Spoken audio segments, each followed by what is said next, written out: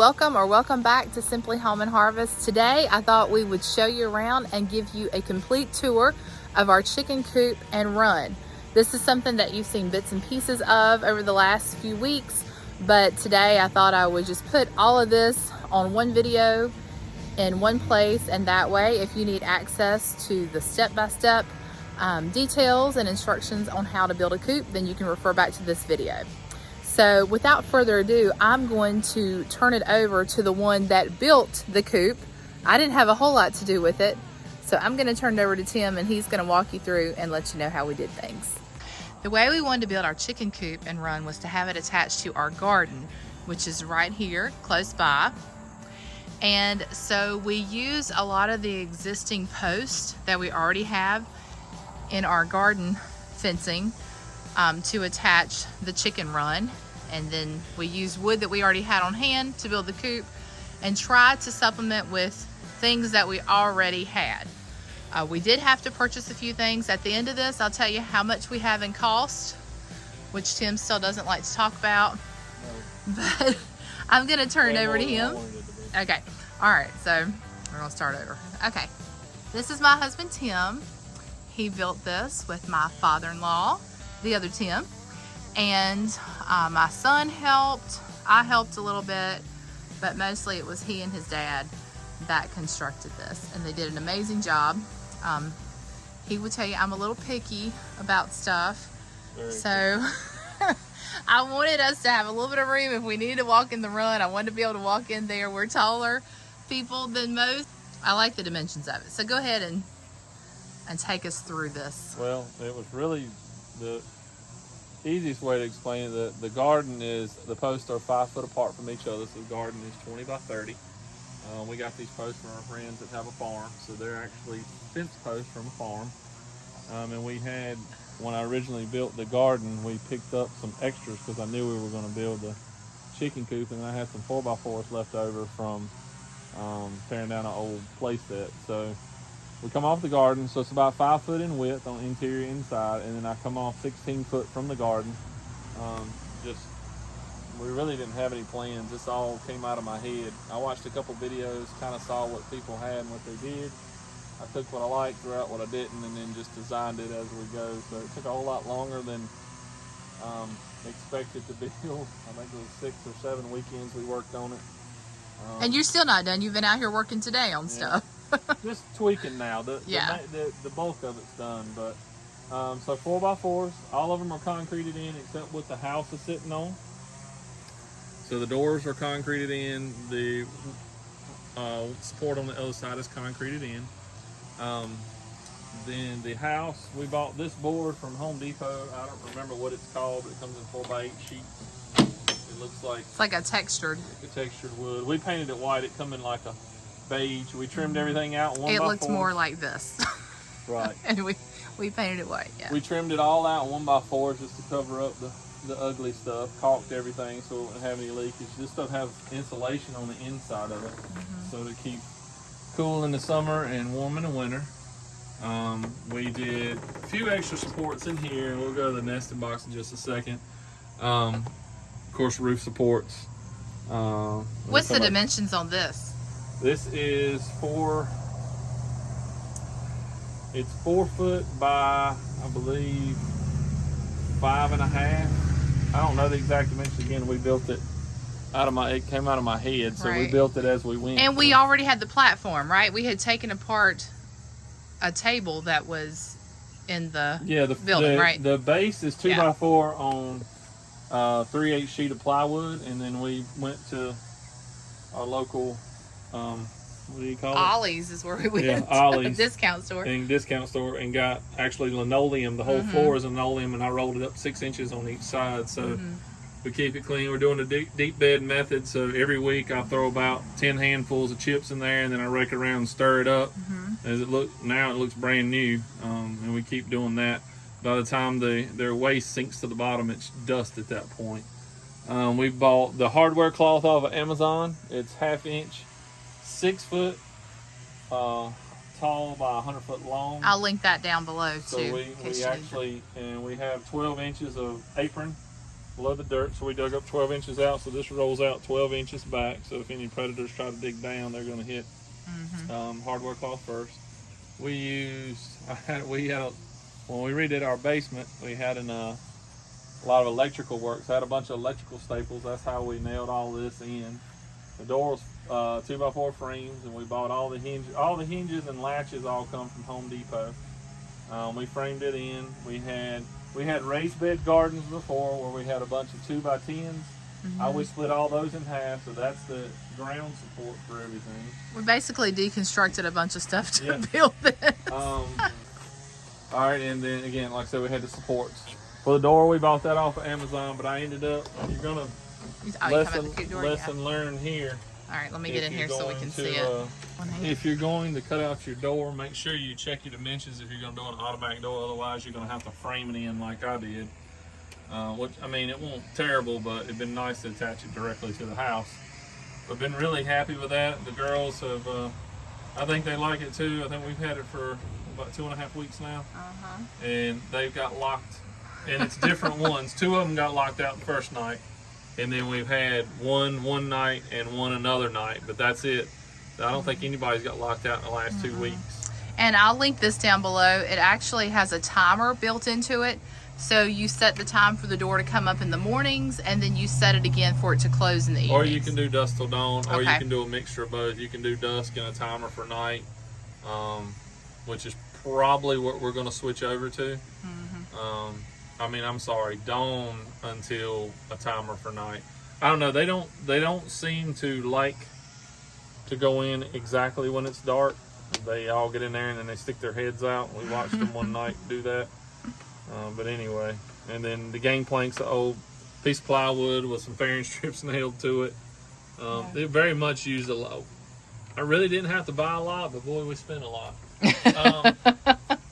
Yeah, that's the nature of things right now. So for the rafters, and then 8-foot 2x4s going across, and then we did 1x4s to attach the tin roof. Tin roof sheeting comes from Home Depot. It's 8-foot by 26 inches wide, and I think we used 9 sheets.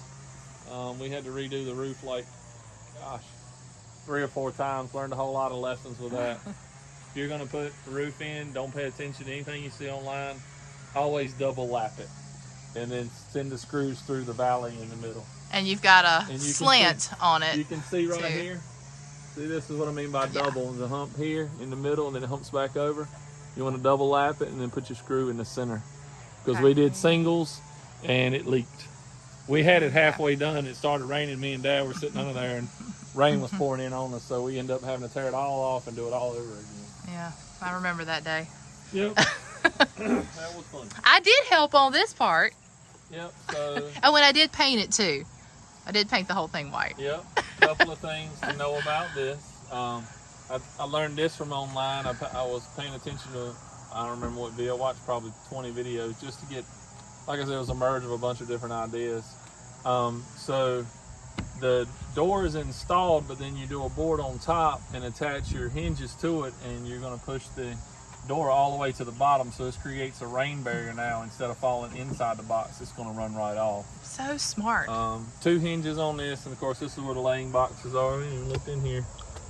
We don't Nothing in there yet. No eggs. Well, we have it blocked off too. Yeah, we haven't blocked off right now as I've studied online. We have 4 boxes. Yeah, we have 4 boxes, and they're about a square foot and a half each. Yeah, so what did you learn online about blocking them off?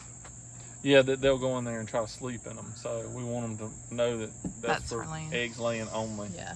So once they get up to about 15, 16 weeks or so, I'll take the blockades off and we'll put some ceramic eggs in there so they'll know that's what that's for.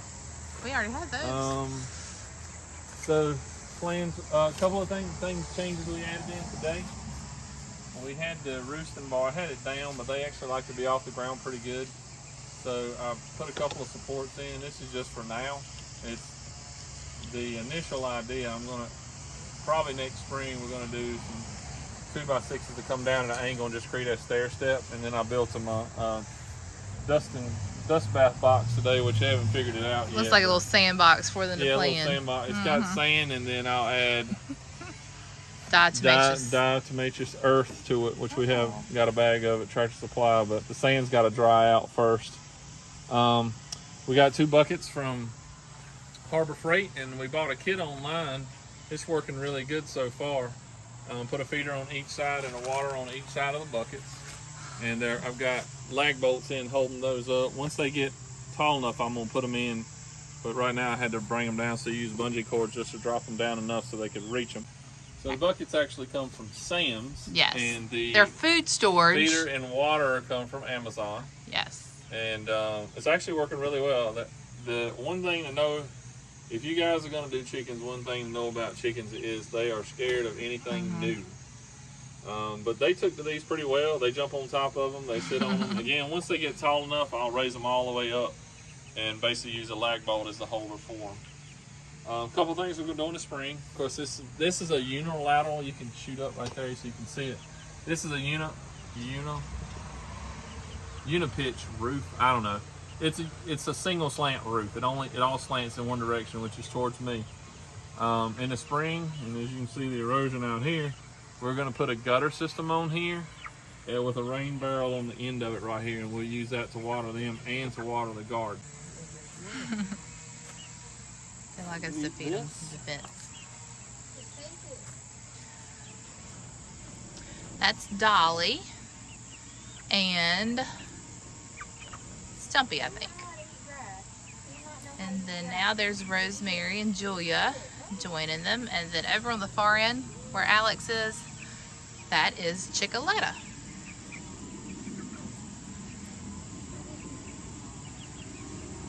All right, I came on the back side just to show you what he was talking about better, because it'll be on this end. So yeah, you can see the erosion on the ground where the single slant roof is here. We're going to do a gutter system. And we might add rock around this too. We'll do a gutter system, and then I've already got a rain barrel. We're going to sit on the shelf right here. The gutter system's going to pull right into the rain barrel. And then we're going to attach a hose so we can water the chickens, and we can water the garden with. It's a 55-gallon drum. Yeah. And then the plumbing is still to come. Right now, while we've only got 5 and everything's going pretty well, I'm not going to mess with it, but we'll add, and I've got the PVC line. We're just basically going to just attach PVC line here and here. One's going to drop down, and we're going to seal it into the top of the watering bucket, and then you can just come out here, pour water in, it goes right into the bucket, cap it back. Same thing for the food, pour the food down, goes in the bucket, cap it back. That way we don't have to go into the run. The great thing about these bigger bucket feeders are, we filled that feeder up, it was last weekend. Yeah. And it's still got food in it. So that bucket, and we didn't fill it maybe a quarter of the way full. Yeah, If we and filled even it the water. probably 3/4 way full. Yeah. It'd probably last them 2-3 weeks. Of course, again, they're getting bigger every day. Yep. And we try to subsidize the food too. Yes. Gave them a donut this morning. You should tell them that. They like that. We don't want diabetic chickens. Yeah. No, we don't always give them donuts. No, that was like that's a the very first donut rare they've ever occasion. gotten. We try to give them leftover vegetable scraps from the garden. They are pickier than I thought They would be. are definitely loveless chickens. Yeah, they do not They like come. okra. They take back from Tim. They don't like okra. No, they do not like okra. They But do like lettuce, tomatoes. They radishes. love corn. Yeah, radish Love leaves. corn, They love radish leaves. Anything Cucumbers. green, like grass, Yep. any kind of green planty stuff, spinach. Yeah. They love it. Yes. But they're anyway. little. They're still young. We think they're only about 10 or 11 weeks right now. So, they won't even lay until they're somewhere between 18 and 22 weeks. So Yeah, they're about halfway there. they're like teenagers grown. right now, right? They're half grown. But anyway, they've been a fun addition. They've definitely added a lot of stress to our lives, in good and bad ways. We did have, I think I mentioned earlier, we did have a situation with a hawk that got a couple of them last weekend or weekend before last. Anyway, so we're being overly protective. That's it. Oh, did you tell them about the roosting bar in there? That's something that you put up, and I think you said you're going to change that a couple times, but for now, it's cool for now. I like the rusticness of but it. in the next spring, when we add more to our brood, I'm gonna do a 2x6 down at an angle, and then I use natural. They pulled this limb out of the woods, I'll probably attach just some limbs in the stair step like a ladder, so one here, and they'll come up. Right now with them, I mean, it's more than enough room for the 5 we have. They can all roost on that bar. Chickens do like to roost, makes them feel safe. They like to go under things, so got to give them some things to do, especially now they're having to stay in the run more now because of the hawk attack. We're hoping once they get full grown, we're going to start letting them free range a little bit more with us watching them. Real close. We are also thinking about doing a run around the outside of the garden. A channel, yes. Should I talk about that? Sure. Where it'll come out like right here, and then it will go down along the outside of the garden, and then all the way around the side, I guess, to the door over there. No, maybe, or maybe just go up to the side. Anyway, we've been thinking about that idea, just to give them, more space to run. But we certainly, our #1 priority is keeping them safe, and they might not like being cooped up, but it is definitely for their protection. No, they seem to be fine. Yeah. They're very happy. They're very hardy. Yes, Alex they are happy. Out here, and we try to interact with them every day. This is their best friend right here. Alex is so amazing with the chickens, which I say that on a lot of my other videos. But okay, is that it? So there you have it. If you have any questions about anything, we might have forgotten a few things. Please drop us a comment down below. We'd be happy to try and help you, because we want people to know that if we can do this and build this ourselves, that you can too. Because, you could definitely do this on a smaller scale. You don't have to add all the extras that we did, but you can buy pre-built too. Yeah, you can buy pre-built. The only thing I heard about the pre-built is they don't last as long. Right. And I feel secure in that. I know we have, really fenced in everything ourselves. We even put fencing way up here in the top. And this place is just completely protected. There's nothing that's gonna get in. We've definitely tried to fortify every gap. And so, yeah, it works for us. All right. Do you want to tell them the total cost of this project? Or should we leave that out? No, keep in mind that it's 2022 and cost of things are higher. But even though we had a lot of wood. We did. We use a lot of wood. Things that I'll talk about what we had to buy. The fencing. The fencing was the single most expensive thing we purchased. But we wanted it to be the 1/2 inch. We wanted to do the 1/2 inch hardware cloth. Yeah. So the hardware cloth is 6 foot tall. So every piece you see here is one piece. We in between the parts, so we basically attached it and then rolled it up so that there'd be no gaps and no separations. It's as solid as you can get. Makes it a little bit challenging when you use one piece. You get a lot of buckles and bows, but that was the most expensive part. That was about $300. And we did have some left over.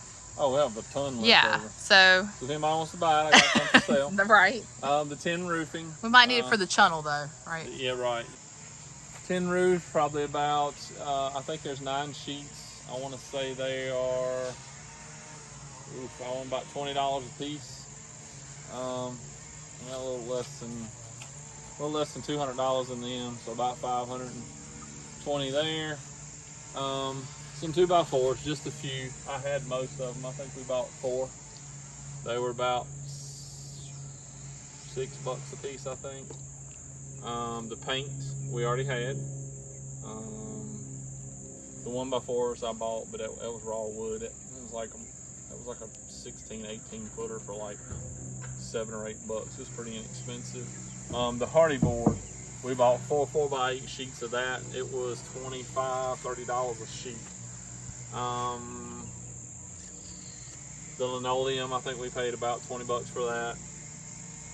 The 1x4s that are for the roof support, they're 16-foot 1x4s. I think they were about $8 or $9 a piece.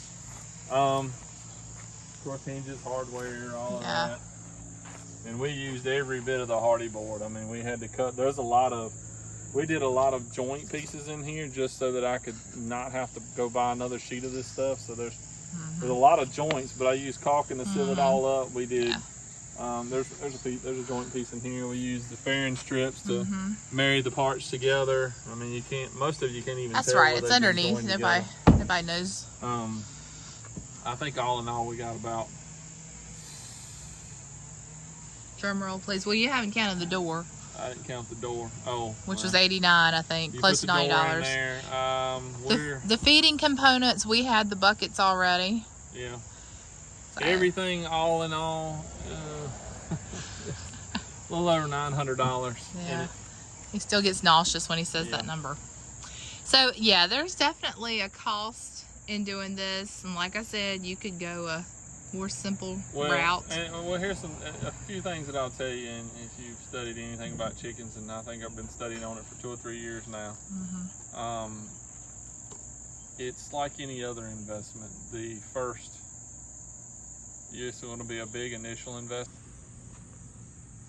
Like your new roosting bar. Back to the return on investment. My neighbor come to visit. He's the our road chicken master. I think he said he was up to 80 chickens at one time. Yeah. So he's definitely. He gave us some really good advice. Yeah, give us some good tips. Helpful tips. So I think the last thing we was talking about was return on investment. So if you're getting into chickens to think, wow, this is the way I'm going to save money on buying eggs, right off the gate. I mean, it's going to be great. Chickens are $3 a piece, and I'll just put them in a dog pen and, do this and that. And, they can eat the grass and the bugs. And, with about 6 months, I'll have my money back. Now, if you're getting in it for that, don't. Yeah. The other thing I will tell you, too, is if you don't want them to become pets, don't get a small amount. Otherwise, you'll get attached to them and they'll become like pets to you. He's talking from experience, yep. right? But it's just like any other long-term investment. You got to be in it for the long haul before you start getting your money back. I mean, it's probably going to be, depending on what the price of eggs become, it's going to be probably 2 years before we start breaking even on what we spend on their food and their housing before we've made it back in eggs. But the good news is our family eats a lot of eggs. I think we have 3 or 4 dozen a week we eat. So anyway, and I just like one of the biggest things for me, Jennifer talks about it, is self-sustainability. I mean, obviously I depend on God first for everything, but next I like to be able to do things on my own. I don't want to have to depend on a grocery store or this or that, at least somewhat. So we're in the subsidy phase right now. We're subsidizing our grocery store, and then, I don't know, we'll just see where we go from here. Yep. All right. Sounds good. Like I said, if you have any questions, you can ask us down below. We'll try to help answer those. So until next time, remember to live simply, use what you have, and enjoy the moments you've been given. Bye, friends.